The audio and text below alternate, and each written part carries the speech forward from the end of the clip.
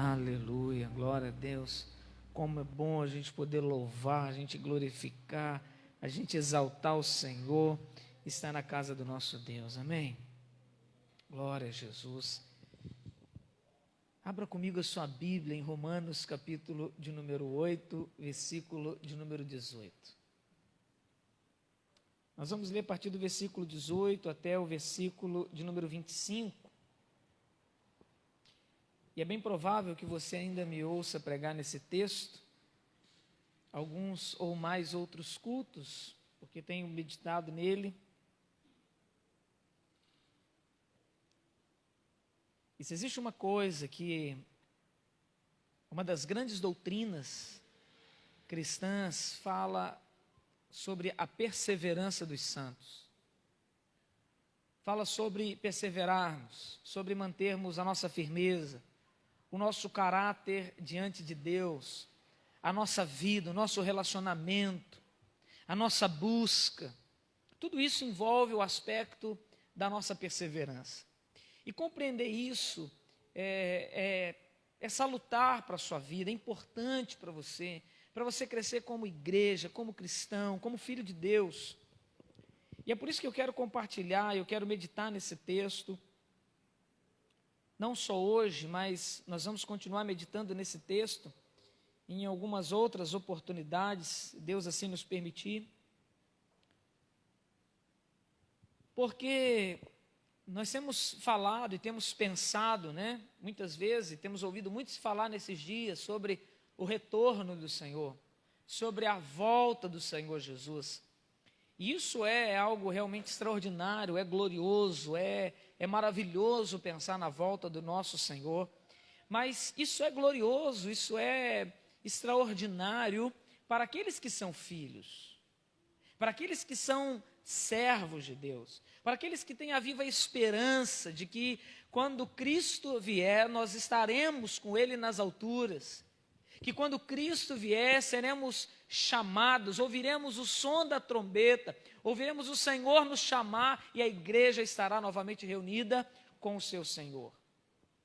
Mas, para que isso aconteça, mas para que esse tempo chegue, e eu creio que está muito próximo, é necessário que muitas coisas venham sobre a terra. E naturalmente, nós entendemos que muitas provações ainda virão, dias difíceis, tempos tenebrosos, mas para nós que somos servos, filhos de Deus e temos a viva esperança, isso não é razão para que eu e você se surpreenda ou tenha medo, mas nós precisamos compreender a base da nossa fé. Precisamos compreender quem somos em Cristo Jesus. Precisamos compreender a natureza da salvação para nós, para que eu e vocês sejamos firmes, perseverantes até o fim. Porque a questão não é se Cristo vai voltar, porque Ele vai voltar. A questão não é quando Cristo vai voltar, sabemos que Ele vai voltar. A questão é como você, igreja do Senhor, está para a sua volta. A questão é você estar como filho, como filha, preparado, fortalecido para esse dia. E é por isso que eu quero meditar com você nesse texto, hoje, em nome de Jesus. Amém? Diz assim a palavra do Senhor, Romanos 8, a partir do versículo de número 18, mas a ênfase que eu quero dar hoje aqui é no versículo de número 18. Nós vamos ler até o 25. Diz assim: porque para mim tenho por certo que os sofrimentos do tempo presente não podem ser comparados com a glória a ser revelada em nós. A ardente expectativa da criação. Quem é a criação? Todos os homens. A ardente expectativa da criação aguarda a revelação dos filhos de Deus. Quem são os filhos de Deus? Aqueles que professam o seu nome, aqueles que confessam Jesus como seu Senhor e seu Salvador. Pois a criação está sujeita à vaidade, não voluntariamente, mas por causa daquele que a sujeitou, isso é, o pecado, na esperança de que a própria criação será redimida do cativeiro da corrupção para a liberdade da glória dos filhos de Deus.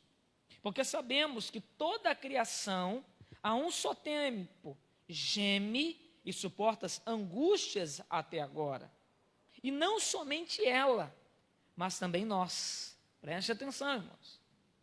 Porque sabemos que toda a criação, a um só tempo, geme e suporta angústias até agora. E não somente ela, mas também nós, que temos as primícias do Espírito, igualmente gememos em nosso íntimo, aguardando a adoção de filhos, a redenção do nosso corpo, porque na esperança fomos salvos. Ora, esperança que se vê não é esperança, pois o que alguém vê, como espera? Mas se esperamos o que não vemos, com paciência o aguardamos. Amém? Pode se assentar os irmãos, em nome de Jesus. Aleluia. Ora, o texto é claro, e um dos célebres textos da Bíblia, né? Um dos textos mais gloriosos, que fala sobre o sofrimento, sobre a dor do tempo presente e a glória futura, é o que o apóstolo Paulo descreve, esboça, expõe no capítulo 8 de Romanos. E eu quero te fazer uma pergunta para a gente refletir essa noite. Como você lida com o sofrimento? Como que você lida com o sofrimento? Entendam bem que essa palavra é uma palavra que é para crente. O apóstolo Paulo está falando para a igreja do Senhor. E mais uma vez eu pergunto, como você lida com o sofrimento da vida? Como você lida com as angústias? Como você lida com aquilo que te faz gemer nesse tempo de sofrimento, de adversidade, nesse tempo de pandemia, onde tanto a criação quanto os filhos de Deus estão tendo que enfrentar um período muito difícil de isolamento social, de distanciamento social, na expectativa de que o homem, pelo conhecimento e pela ciência, que também foram dados e concedidos por Deus, alcance uma resposta, uma vacina, né? Estão todos aí ávidos pela vacina. Graças a Deus já conseguiram algum resultado, ainda que não 100%, mas já temos alguma coisa. E Paulo, ele nos ensina, né? Eu falei aqui no domingo, no sermão de domingo, sobre o fato de sermos filhos de Deus, de sermos herdeiros e co-herdeiros com Cristo, e que isso, o fato de sermos herdeiros e co-herdeiros com Cristo, envolve um aspecto do sofrimento e também da glória. Jesus sofreu, e nós também temos ainda que passar por muitas provações. Mas, em detrimento do sofrimento, temos a esperança de uma glória futura. E nós sabemos, entendemos isso, porque é a própria palavra de Deus que nos garante isso.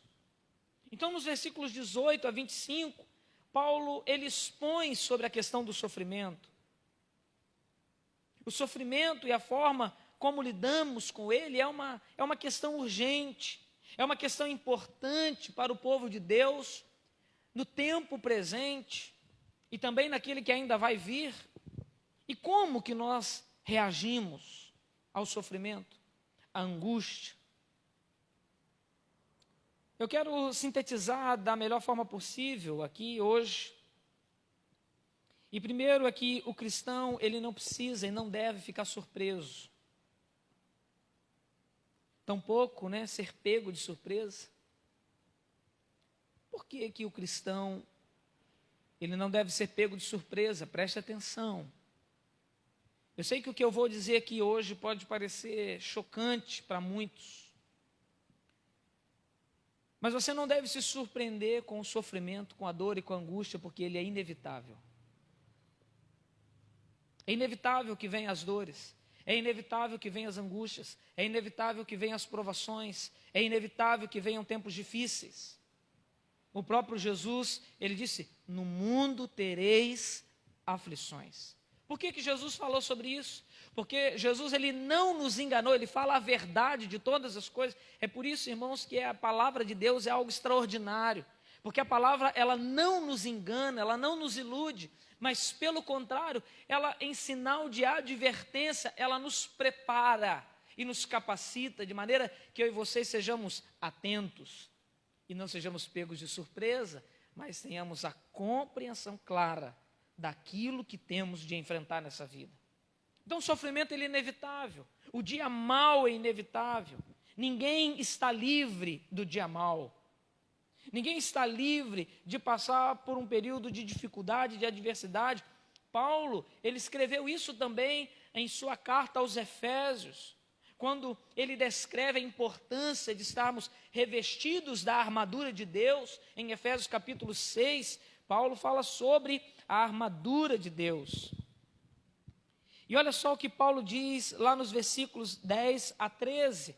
Quanto mais sede fortalecidos no Senhor e na força do seu poder, revestivos de toda a armadura de Deus, para poderdes ficar firmes contra as ciladas do diabo, porque a nossa luta não é contra a carne e o sangue, e sim contra principados e potestade, contra os dominadores deste mundo tenebroso, contra as forças espirituais do mal nas regiões celestes. Portanto, tomai a armadura de Deus, para que possais resistir no dia mau, e depois de teres vencido tudo, permanecer inabalável. Ora, o apóstolo Paulo está dizendo que nós devemos estar revestidos da armadura de Deus, para a gente ficar firme no dia mau, para a gente ser firme e resistente às ciladas do diabo, às ciladas do maligno, contra os seus ardis, e depois de ter vencido todas essas coisas,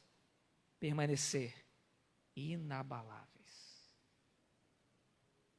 Por isso que nós cristãos não devemos ser pegos de surpresa, porque quando nós entendemos a verdade da palavra, aquilo que a Bíblia nos ensina, nós não seremos pegos de surpresa. E quando nós observamos o ensino do Novo Testamento, e o ensino do Novo Testamento, ele não nos diz que estamos livres do sofrimento, mas que nós temos armas que podem ser adquiridas pelo conhecimento da verdade e uma viva esperança daquilo que é eterno, uma esperança daquilo que não é só temporal. Sabemos que Deus, ele é poderoso, que ele cuida dos seus filhos. Experimentamos vários livramentos, várias formas como Deus, ele age e opera e cuida de cada um de nós. Vemos e percebemos o sustento de Deus, o fortalecimento de Deus na nossa vida. E quando eu falo de sustento de Deus, eu não falo só de provisão material, mas eu falo daquela graça que invade o nosso coração, que quando nós achamos que não temos mais força, e o Espírito Santo, ele ministra sobre a nossa vida, e uma palavra, ela vem como âncora da nossa alma e nos levanta. Quando achamos que tudo está perdido, alcançamos esperança, alcançamos força, fôlego para caminhar um pouco mais. Isso é por causa da graça e do poder de Deus que repousa sobre a vida do crente. É por isso que a Bíblia fala que nós crescemos de glória em glória. Agora, o incrédulo, a pessoa que ainda não entendeu a verdade das Sagradas Escrituras, que não entendeu a verdade de Cristo, o incrédulo, ele não tem essa esperança. Uns, porque a esperança deles são nas coisas aqui dessa terra, aguardando receber alguma coisa, numa ilusão otimista, preste atenção, de que as coisas vão melhorar, numa expectativa otimista de que alguém vai fazer alguma coisa boa, de que virá um governo melhor, de que alguém mais alinhado ao seu pensamento ideológico fará e tomar uma postura melhor para a situação do seu país. O incrédulo, ele se pauta nessas coisas. Ele tem um otimismo que não é baseado na esperança, mas um otimismo baseado em coisas que são meramente humanas e terrenas. Alguns na expectativa de que a sociedade seja redimida, de que a sociedade viva algo bom. Mas não é isso que a Bíblia nos ensina. Muito pelo contrário, a Bíblia nos deixa conscientes de coisas que o mundo ainda não compreende. Outros também têm uma esperança de que os seus pecados serão perdoados, redimidos, indo e voltando a este mundo, como numa forma de purgar, de ser iluminados, fortalecidos. E tudo isso porque não tem a viva esperança da graça, porque não entendem aquilo que Cristo fez na cruz para justificar o homem do pecado, aquilo que o Espírito Santo está operando na vida daquele que crê para a santificação, a redenção e a glória futura, que somente alcançamos e encontramos em Jesus Cristo.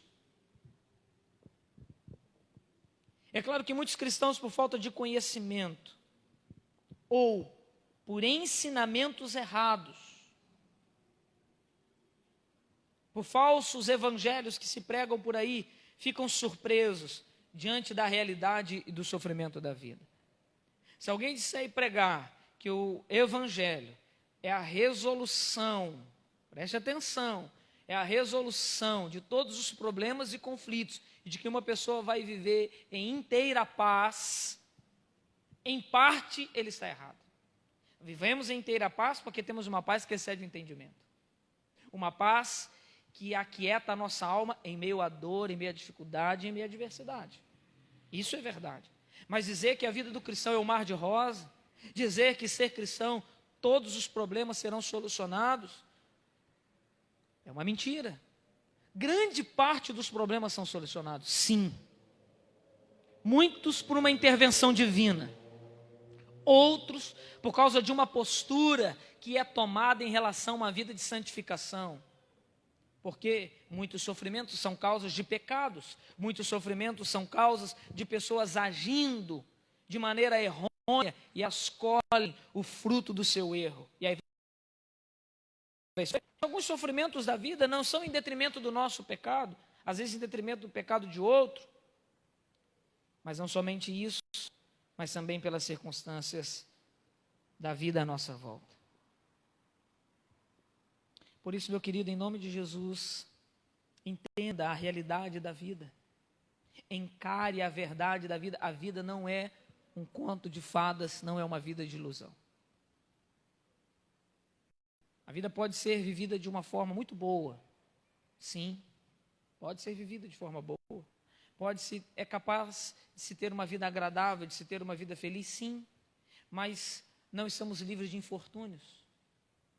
Não estamos livres de que alguém que amamos seja surpreendido por alguma enfermidade. E claro que oramos e cremos e sabemos que Deus tem poder para curar, mas nem sempre o propósito divino é a cura.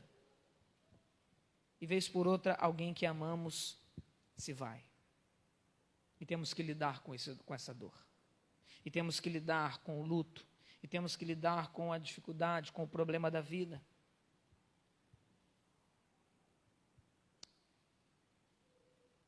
Por isso, não seja surpreendido. Entendam uma coisa, muitos, preste atenção, igreja, muitos estão observando a fé que eu e você declaramos. E vão testar o valor da nossa fé. Porque a ardente expectativa da criação está em ver a liberdade da glória dos filhos de Deus. Está em ver a glória em nós que há de ser revelada. Muitos estão observando a nossa fé e vão testar o valor da nossa fé por causa do nosso testemunho, do testemunho que você está dando, do tipo de crente que você está sendo, de como você lida com a provação, de como que você lida com o sofrimento, com a dor, com a angústia. Preste atenção, irmãos, que se nós falharmos em nosso testemunho, nos tornamos objetos de escárnio para o Evangelho. Isso é algo muito sério. Se a gente observar o passado da igreja, quando nós olhamos a história da igreja, que é uma história linda, apesar de muito sofrimento, é uma história muito linda quando observamos a história da igreja. E no passado nós observamos que os homens foram levados ao Coliseu para serem entregues aos leões. Muitos foram traspassados por lanças e flechas e espadas. Muitos foram enforcados e queimados vivos por causa de serem cristãos, perseguidos por causa do testemunho da fé. E essas pessoas que permaneceram firmes, inabaláveis, glorificando a Deus diante das feras, salvaram a muitos pelo testemunho de júbilo em meio à dor, ao sofrimento e à provação. Preste atenção, irmãos, porque nós falamos hoje de perseguição à igreja e ela já existe. É uma perseguição sutil, não silenciosa, mas é uma perseguição sutil. Mas nós não temos visto perseguição, pelo menos aqui no Ocidente, como aconteceu com os cristãos dos primeiros séculos.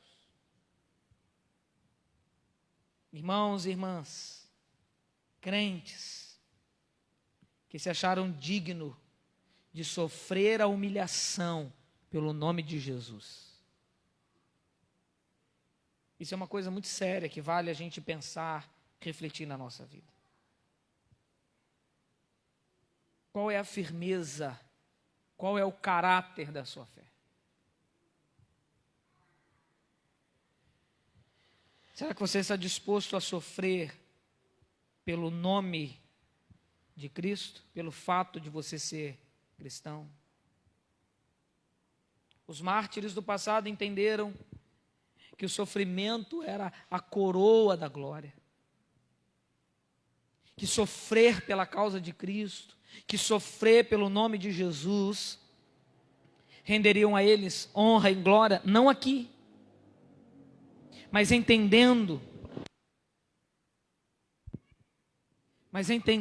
que o galardão, a herança, a recompensa não é aqui. Adoraram a Deus até o fim. Homens que se entregaram a ser escravos. Se eu não me engano, são os moravianos. Pessoas, Carolina, que se entregaram a ser escravos para um determinado lugar, só para pregar o Evangelho. Você está disposto a se tornar escravo? Trabalhar, era trabalho escravo mesmo na época. Ser humilhado e tudo isso, só para você ter a oportunidade de estar no meio de um povo, de uma tribo, para pregar o Evangelho da salvação. Claro que isso não é para todos, mas aqueles que são chamados e designados para isso. Nós temos os missionários que estão aí pregando no mundo afora, sofrendo, lutando, pelejando. Esse e muito mais é o testemunho de história da igreja. É o testemunho da fé que os irmãos tiveram. O júbilo dos crentes em meio ao sofrimento sempre causou um espanto aos incrédulos. E aí o que aconteceu? O que nós vemos ao longo da história? Que o testemunho de fé daqueles que perseveraram na hora da provação, que manteram-se firmes em meio às dificuldades, eles deram glória a Deus, glorificaram a Deus, e as pessoas ficaram pasmas diante daquilo, e aquilo lhe causaram tamanho espanto que muitos se entregaram. Ora, é a gente lembrar do apóstolo Paulo, que consentiu na morte de Estevão, um diácono da igreja, que foi apedrejado até a morte. E diante daquilo, ele estava lá glorificando ao Senhor. E Estevão disse: eu vejo os céus abertos. E ele disse assim: Pai, perdoa-lhes, porque eles não sabem o que fazem. E diz o texto que Paulo consentia na morte de Estevão. E quando a gente vê a história de Paulo, aquele testemunho de Estevão impactou o maior perseguidor da igreja do primeiro século, que foi o apóstolo Paulo. E aquilo foi causa de Paulo ficar estarrecido. E agora Paulo está ensinando à igreja. Um homem que foi alcançado pelo júbilo de alguém que suportou a provação, o sofrimento e a perseguição. O cristão, ele jamais deve ser pego de surpresa por causa da dor e do sofrimento. Tampouco o cristão deve dar lugar à dúvida, ao questionamento da veracidade da salvação por causa da sua dor. Porque o cristianismo, como disse, não é uma promessa de vida sem dor, mas sim uma promessa de glória futura, de viva esperança da graça, que se revela a cada dia, até chegar à eternidade. Segundo, primeiro, que nós não devemos ser pego de surpresa. Segundo, esteja atento, porque a dúvida é o instrumento do diabo. O diabo, ele quer colocar dúvida no nosso coração sobre o poder e a eficácia de Deus. Porque se Deus tem poder, por que ele não intervém nessa situação? E aí nessa mesma linha, se ele pode, por que ele não faz? Então, será que Deus não me ama o suficiente? Será que Deus me abandonou? Será que eu não sou importante? Será que de fato Deus tem um propósito na minha vida? Pensamentos esses, dúvidas que são colocadas no coração e na mente do crente, para tentar nos afastar, nos desviar e nos esfriar da fé. É por isso que Paulo, ele ensina a rejeitar os ardis do diabo na nossa mente.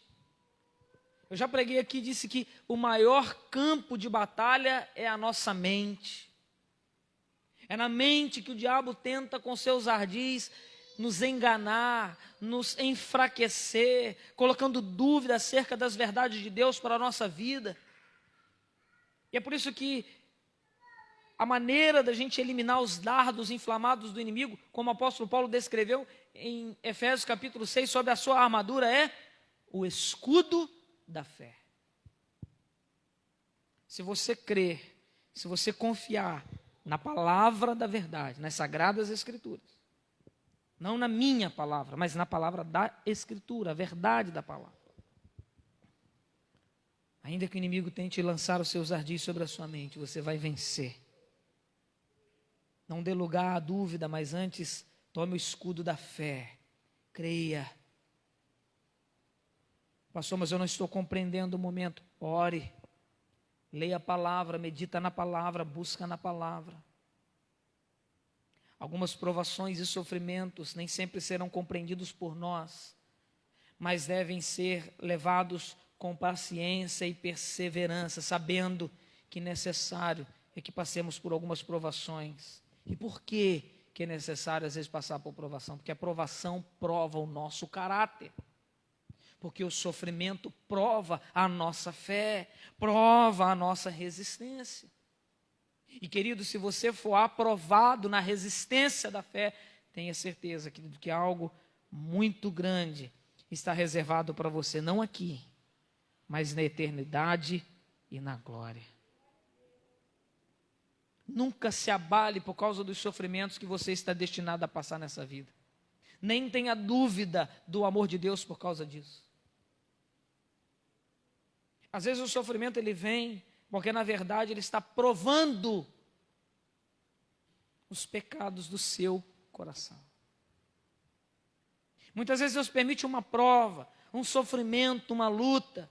Não é porque Deus te esqueceu, não é porque Deus não te ama, é porque Deus quer burilar você, quer provar você. A Bíblia, a gente aprende, com outras analogias de que o ouro refinado ele é provado no fogo.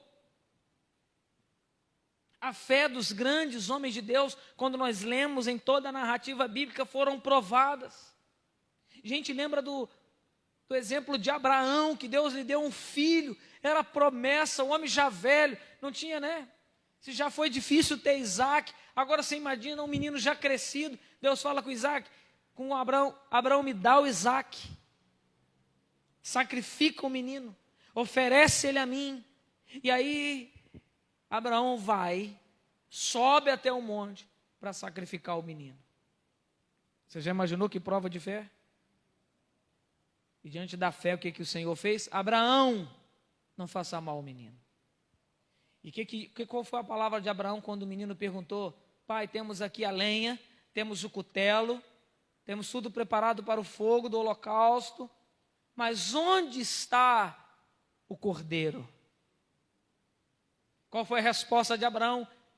Uma atitude de fé: Deus proverá para si o cordeiro.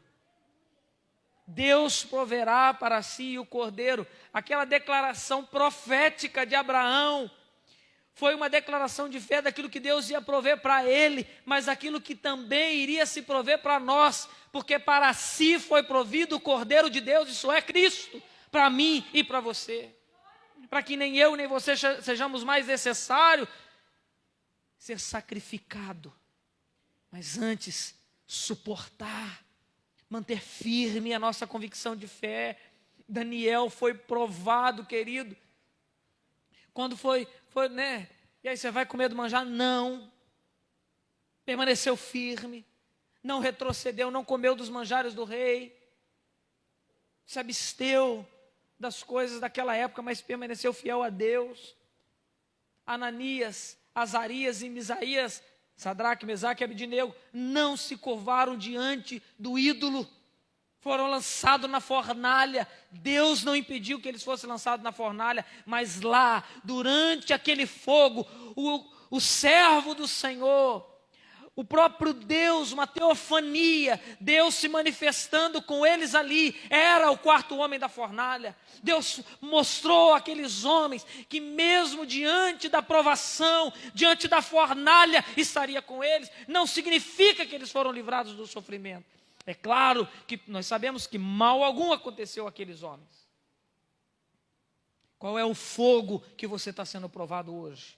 Será que você entende que ainda que em meio a dores, dificuldades, provações, no final vai dar tudo certo? Se não der aqui como você espera, preste atenção, se não der aqui como você espera, tenha certeza de uma coisa: algo muito maior e eterno Deus está reservando para você lá na glória.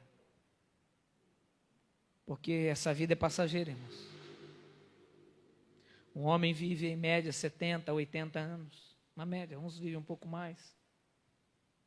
O que passa de 70 é enfado, cansado, sofrimento. O que é 70 anos, 80 anos? Diante da eternidade. O que é uma vida terrena diante daquilo que Deus tem preparado para você lá na glória? Por isso, meu irmão, em nome de Jesus, persevera. Fica firme. Não dê lugar às dúvidas do diabo no seu coração. Não deixe que o inimigo lance dúvida. Não deixe que o inimigo tente tirar você do foco daquilo que Deus criou e projetou você e estabeleceu para a sua vida.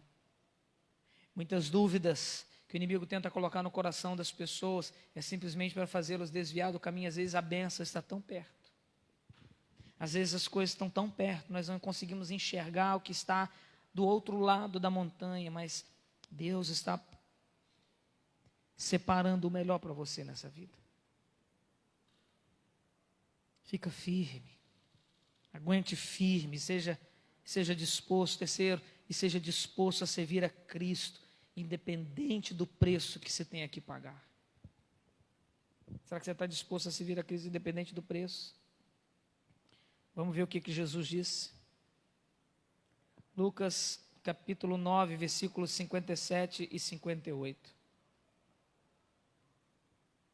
Vamos ler a partir do versículo de 56 de Lucas capítulo 9, diz assim: olha, pois o Filho do Homem não veio para destruir as almas dos homens, mas para salvá-las.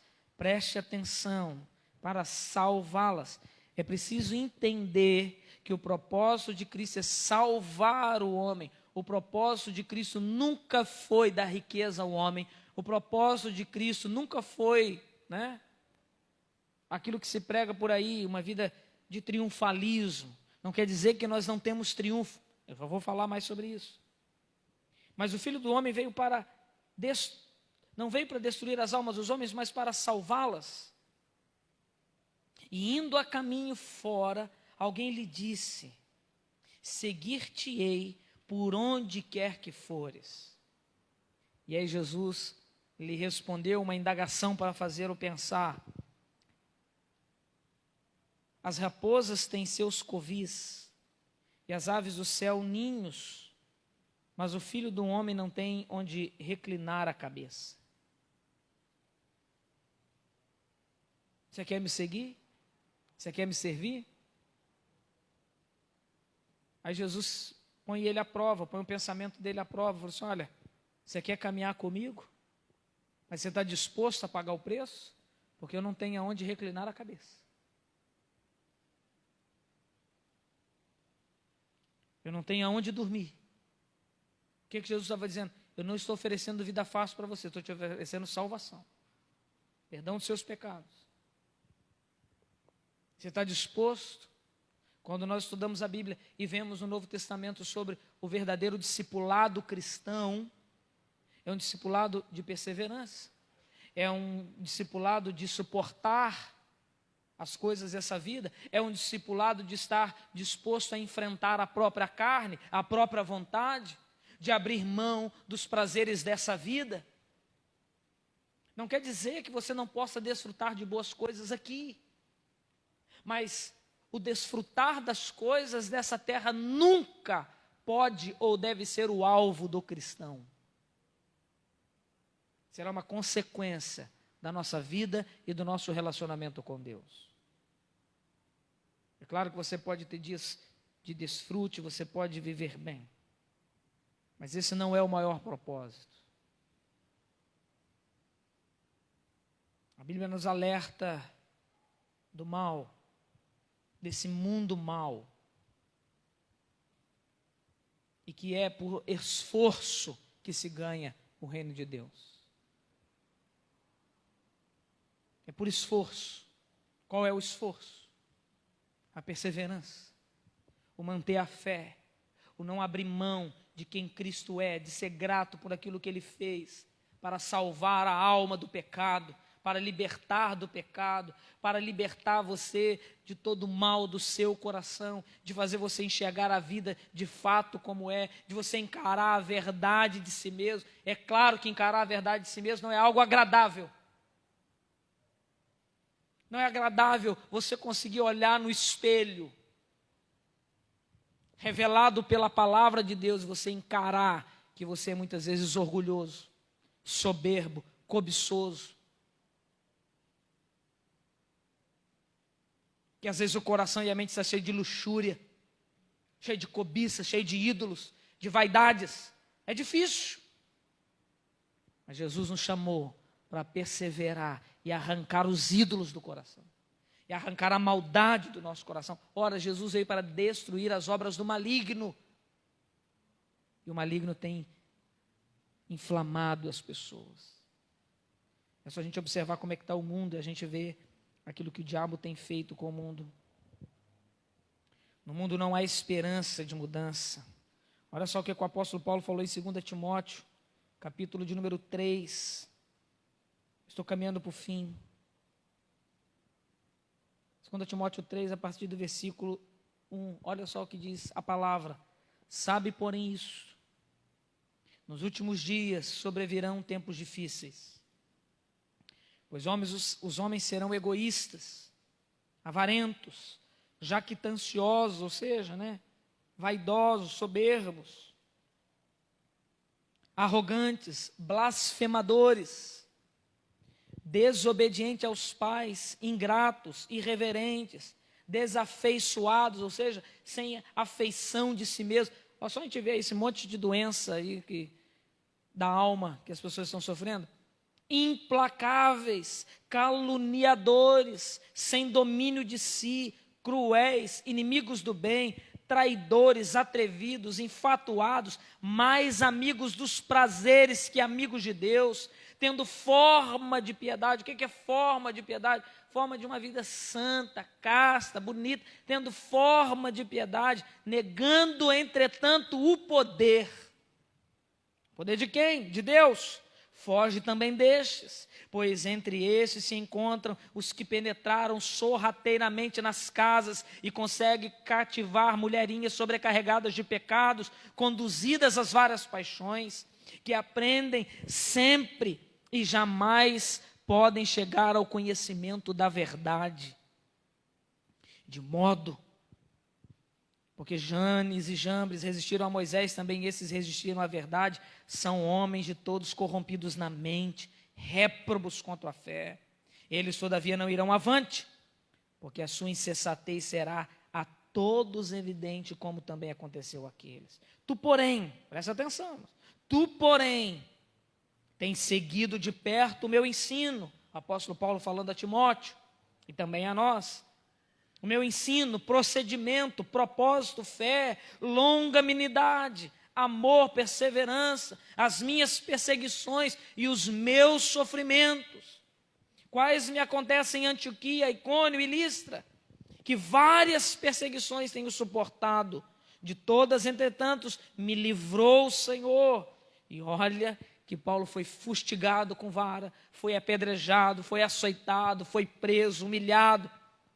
Ele está dizendo, ora, todos quanto querem viver piedosamente em Cristo Jesus serão perseguidos.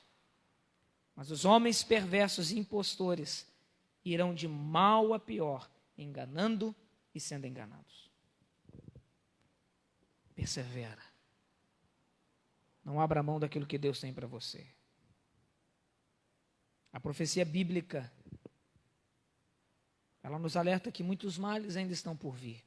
Mateus capítulo 24, quando Jesus fala sobre os dias vindouros, ele advertiu do sofrimento que viria. Por quê? Para que eu e você não seja pego de surpresa e que o diabo não venha com seus ardis a enganar a mim e a você e afastar o nosso coração da fé. Mas antes que eu e você tenhamos a disposição de servir a Cristo, independente do preço a pagar. Não se surpreenda, não se abale, mas seja perseverante, porque o Senhor, Ele é contigo. A Bíblia fala que o Senhor jamais nos abandonaria, que Ele estaria conosco. E olha só o que o apóstolo Paulo diz lá em Romanos 8, versículo de número 37. Romanos 8, 37. Nós vamos chegar ainda na reflexão de outros textos de Romanos 8, mas olha só o que diz o versículo 37. Em todas essas coisas, porém, somos mais que vencedores. Mas em todas essas coisas, somos mais que vencedores, por meio daquele que nos amou. Quem é? Cristo Jesus. Isso mostra, para encerrar, que apesar de toda a luta e sofrimento que eu e você tenhamos que enfrentar, nós temos uma vitória garantida. Nós temos a certeza de que nós vamos vencer, de que o Senhor nos dará força, de que essas coisas não serão suficientes para parar a mim e para parar você. Nós vamos suportar, nós vamos vencer, nós vamos avançar, porque fiel é aquele que prometeu e Ele vai cumprir todas as coisas da minha e na sua vida. Ele vai trazer toda a provisão sobre a tua vida, Ele vai conceder toda a graça para que você permaneça firme. É por isso que o ensino de Paulo, ele nos conduz a uma compreensão do verdadeiro triunfo, de que nós temos uma viva esperança. E por que nós somos mais do que vencedores? Porque Cristo, lá na cruz, Ele venceu todas as coisas, por mim e por você. Aquilo que eu e você nós não poderíamos vencer, isso é, Satanás e seus demônios e o pecado, e a consequência de todo o mal, Jesus, Ele venceu na cruz. Você só precisa ser perseverante. Você só não pode retroceder. Você só não pode abrir mão da sua fé. Você precisa confiar. Você precisa descansar. Tenho por certo que os sofrimentos do tempo presente não podem se comparar com a glória que ainda há de ser revelada. Quando o apóstolo Paulo ele fala assim, tenho por certo, ele já tinha uma certeza, ele já tinha provado muitas coisas, sabia que Deus era com seus filhos. Como você lida com o sofrimento da sua vida? Você é perseverante? Você continua crendo? Você persevera na fé, você persevera na palavra, você persevera em uma busca de uma vida por santidade. Porque não adianta você querer ter uma vida de triunfo se você continuar numa vida de pecado. Não adianta você achar que vai ter uma vida de triunfo se você continuar fazendo as coisas erradas. Se você continuar fazendo aquilo que não agrada a Deus. Se você continuar transferindo a sua responsabilidade para os outros e não assumir a sua própria responsabilidade.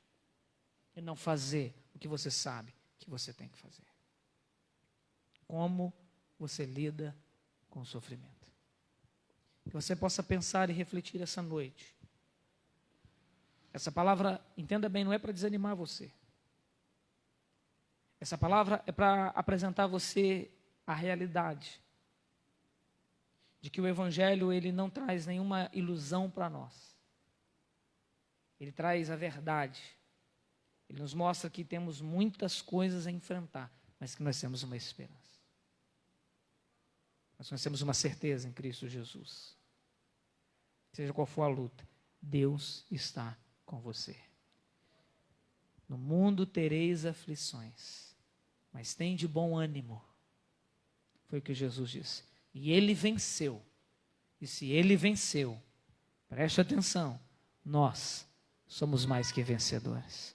Amém? Vamos ficar de pé para a gente orar? Vamos colocar nossa vida diante do Senhor. Vamos pedir a Deus essa graça, essa misericórdia. E que a cada dia seja nos dada a compreensão da verdade, do amor de Deus, da misericórdia divina. Eu quero dizer uma coisa, querido. Deus, Ele proveu todas as coisas no seu Espírito, através do Espírito Santo, do Espírito da graça, do Espírito da verdade, para que você suporte todas essas coisas. Você só precisa crer, você só precisa confiar, você não precisa temer, você não vai ser pego de surpresa, você vai entender que seja o que for, você está preparado para enfrentar, porque a graça de Deus, ela se manifesta sobre a sua vida, e você vai vencer. Amém? Coloque a mão no seu coração, eu quero orar por você. Pai amado e Deus bendito, soberano Deus, oramos nessa hora e pedimos que a Tua graça repouse uma vez mais sobre nós. Espírito Santo, fortalece o nosso coração, o nosso espírito, a nossa mente. Guarda-nos, ó Pai, de todas as setas do maligno, de maneira, ó Pai, que nenhuma dúvida tome o nosso coração e a nossa mente, mas antes possamos estar perseverantes e perseverantes até o fim. Senhor, que não sejamos pegos de surpresa, mas que sejamos atentos, prontos, sabendo, ó Pai, que o Senhor está conosco, sabendo, ó Pai, que o Senhor nos livra do mal, embora temos que enfrentar muitas provações. Ó Pai, aqueles que estão desanimados, aqueles que estão cansados, Espírito Santo, renova os Teus filhos, deles, ó Pai, a força necessária para vencer o dia mau, para suportar os dias difíceis, para enfrentar as dores da sua vida sem temer, sem vacilar, sem chorar, mas até o fim caminhar glorificando, adorando, exaltando, adorando a todo tempo, para que seja o Senhor glorificado nas nossas provações. Pai, em nome de Jesus, aquele, ó Pai, que está sem forças, dê-lhe o escape, dê-lhe, ó Pai, o refrigério, mas renova-lhes, ó Pai, a sua fé.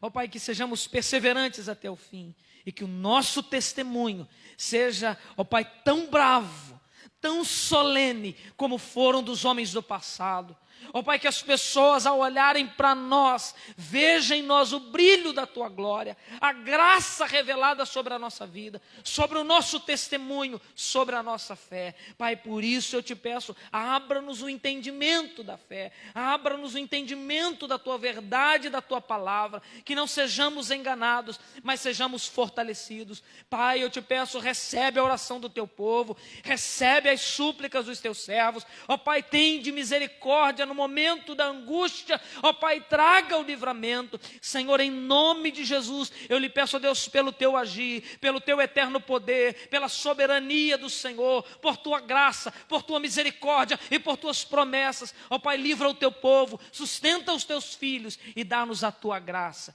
E que é o Teu nome, ó Deus, seja glorificado na nossa vida. Ó Pai, que sejamos fortes. Em nome de Jesus, nós te pedimos, fortalece-nos, ó Pai, hoje e sempre, para a glória do Teu nome. Tira, Deus, todo o medo do coração, tira toda a angústia, todo o pavor, toda a preocupação humana. Mas, ó Deus, que possamos depositar todas as nossas preocupações e medos diante do Senhor e em Ti descansar e saber que o Senhor está no controle de todas as coisas. Pai, ora sim. Eu te agradeço, ó Deus, em nome de Jesus, por sua graça sobre nós. Amém e amém. Que você fique firme, que você seja fiel e que Deus te honre a sua fé. Que vidas sejam alcançadas através do seu testemunho, através da sua fé. Amém? Que a graça do Senhor Jesus, o grande amor de Deus, o nosso Pai, e a consolação do Espírito Santo da promessa repouse sobre a tua vida, sobre a sua casa e sobre a sua família, hoje e sempre. Que o Senhor te abençoe e te guarde, e faça resplandecer o seu rosto sobre ti, e tenha misericórdia de ti, e te dê a paz. Em nome de Jesus, vá em paz. Amém.